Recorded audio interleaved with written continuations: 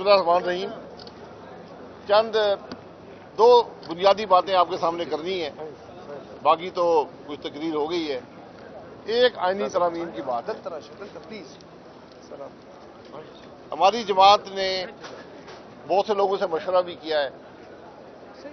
आज सबसे बड़ी ज़रूरत आईनी तरामीम के हवाले से ये है, ख़ास तौर पर मुल्क के हालात को सामने रखते हुए, जो आज सूबों के दरमियान हालात हैं, जो सियासी जमातों के दरमियान हालात हैं, कि जो आईनी तरामीम जिसके पास भी हैं, हुकूमत के पास हैं, पीस पार्टी के पास हैं, मौलाना साहब के पास हैं, अवाम के सामने रखें। और इसका आसान तरीका ये है कि जो कमेटी इन तरामीम को देख रही है, वहाँ पर प्रेस को इजाज़त दे दें, वहाँ पर टीवी कैमरे लगाएं, ताकि पता चले कि हमारे जो नुमाइंदे हैं वो जैसे भी हैं वो क्या सोच रहे हैं। यहाँ पर एक बड़ी बात चलती है, वो आईनी अदालत की चलती है, कॉन्स्टिट्यूशनल कोर्ट की चलती है। कॉन्स्टिट्यूशनल कोर्ट की डिमांड आज तक मैंने इससे पहले कभी नहीं देखी। कुछ लोग ये कहते हैं कि चार्टर ऑफ डेमोक्रेसी में बात हुई थी, उस वक्त बड़े मखसूस हालात थे मुल्क में जमहूरियत नहीं थी।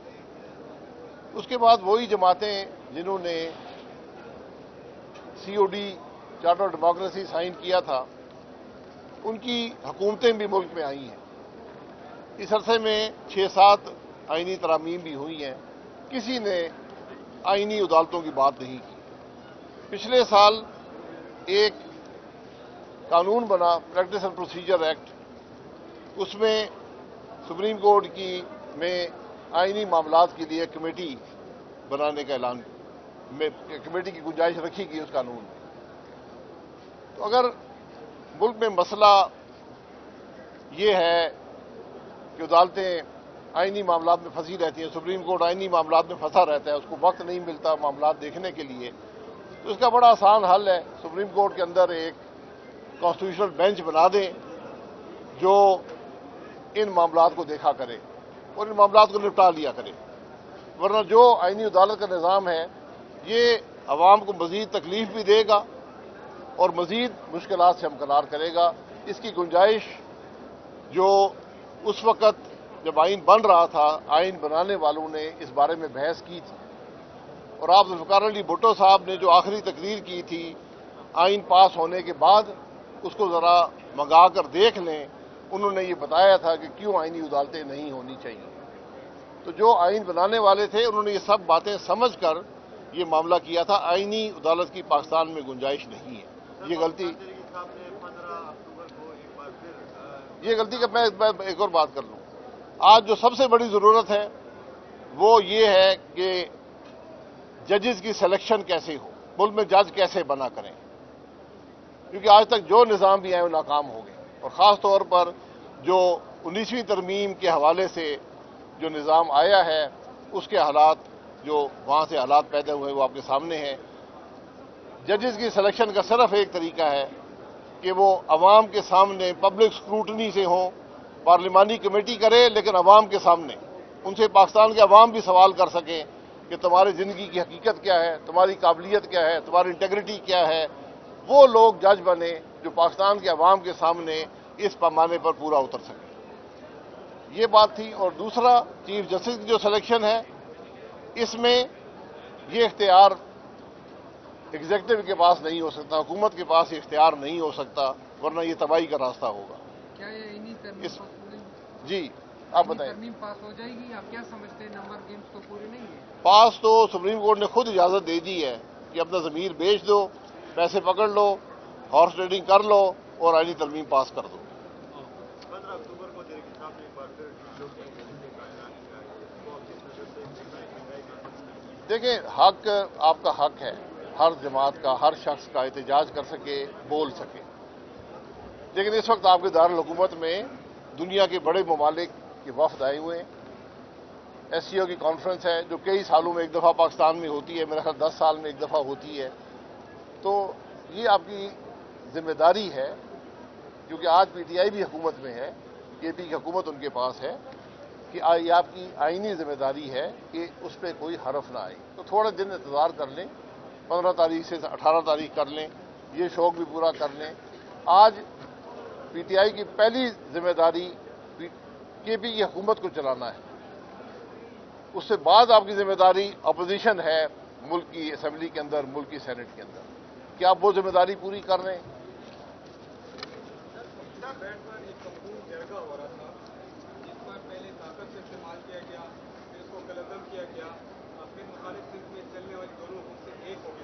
क्या कहते हैं लोग उसमें? देखिए, ये वही नाकाम सोच है जिसकी बात मैंने आज की है कि आप क्यों अवाम को अपने इजहार राय के हक से, एहतजाज के हक से महरूम करना चाहते हैं। पीटीएम से आपका इख्तलाफ हो सकता है, मेरा भी हो सकता है, किसी और का भी हो सकता है, लेकिन ये इख्तलाफ राय है। आप किस तरह अवाम जिस बात को सुनना चाहते हो, जिरगा है ये, बात हो रही है कि क्या मुश्किलात हैं, उनका हल क्या है, आप किस तरह उसको कलअदम करार दे सकते हैं? ये मुमकिन नहीं है। ये एक नाकाम सोच है, ये खौफ की सोच है कि हम बात भी नहीं करने देंगे, हम आपको मिलने नहीं देंगे, और बिल आखिर क्या हुआ? चंद दिनों में आपको अपनी बातें वापस लेनी पड़ी। तो ये यू टर्न जो है ना, यही मुल्क को खराब करते हैं। आज वो लोग क्या सोच रहे हैं जो जिरगे में शरीक हैं कि ये मुल्क हमें एक बात करने के हक से भी महरूम करना चाहता है। जब आप बात करने के हक से, एहतजाज के हक से किसी को महरूम करते हैं, फिर वो कोई दूसरा रास्ता ढूंढता है। सर, आपने मौलाना को दुआएं देने की बात की, मौलाना की सियासत के बारे में प्रेडिक्शन बहुत तो ये तो आपके ख्याल में ये नहीं होगा कि कल आप उनको बददुआएं देंगे क्या ये लोग, क्योंकि किसी भी तरीके से मेरे ख्याल में वो पीटीआई को भी राजी कर देगी। देखिए, मैं सिर्फ ये कहता हूं कि अगर उस रात मौलाना साहब भी शामिल हो जाते तो वो एक आईनी तरमीम आज आइन का हिस्सा बन चुकी होती। मैंने उस हवाले से दुआ दी। कल अगर मौलाना साहब कोई गलती करते हैं तो उस पर एहतजाज करना, उसको कंडेम करना, ये भी हमारी जिम्मेदारी होगी।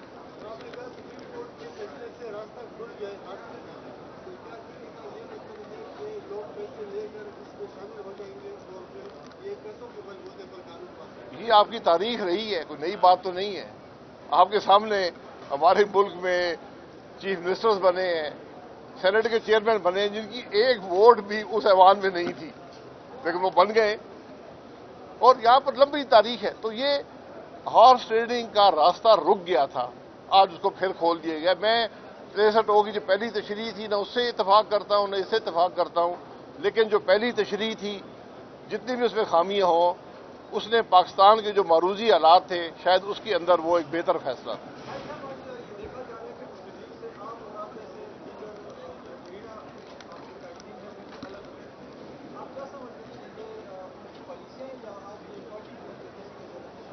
देखिए, मुस्लिम लीग नून की एक बुनियादी सोच थी, एक बुनियादी पॉलिसी समझें, वो वोट को इज्जत दो की पॉलिसी थी। वोट को इज्जत दो क्या होता है? वोट को इज्जत दो होता है आइन का रास्ता। हम आइन के रास्ते पर चलेंगे। जब मुस्लिम लीग नून उसे हटी, उसने इक़्तिदार का रास्ता चुना, तो फिर बहुत से लोग उससे इस बात पर खाइफ हैं। ये बुनियादी फर्क है।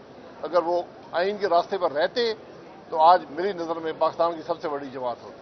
और ये बताइए, चौधरी निसार साहब ने कैसर साहब से मुलाकात की और वो पीटीआई वाले यही कह रहे हैं कि वो पीटीआई ज्वाइन कर रहे हैं।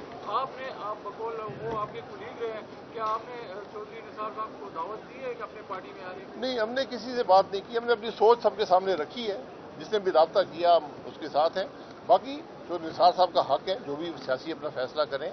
लेकिन मैं गुजारिश ये करूंगा कि आज बात सियासत की तरफ नहीं रही, बात कुर्सियों की नहीं रही, बात आज मुल्क की है। मुल्क के अंदर ये इंतशार होगा तो मुल्क नहीं चलेगा, अवाम की तकालीफ दूर नहीं होंगी। इस बातों को आज इस मुल्क की लीडरशिप, चाहे वो पॉलिटिकल हो, मिलिट्री हो, जुडिशल हो, ये उसकी जिम्मेदारी है। इन बातों को समझे और इनके मुताबिक, अवाम की मांगों के मुताबिक मुल्क के फैसले होने चाहिए।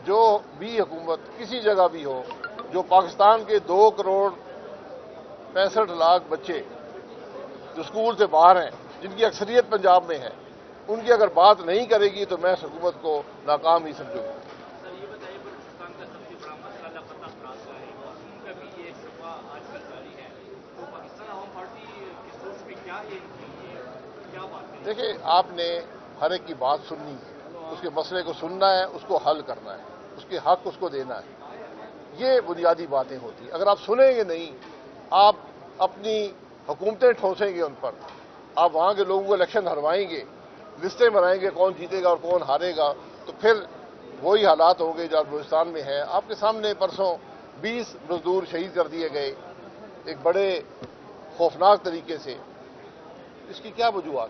آج ان وجوہات کو دیکھیں کہ لوگ کیوں یہ حالات یہاں پر پہنچے ہیں، اس کے بعد آپ کو حل ملے گا۔ Thank you G.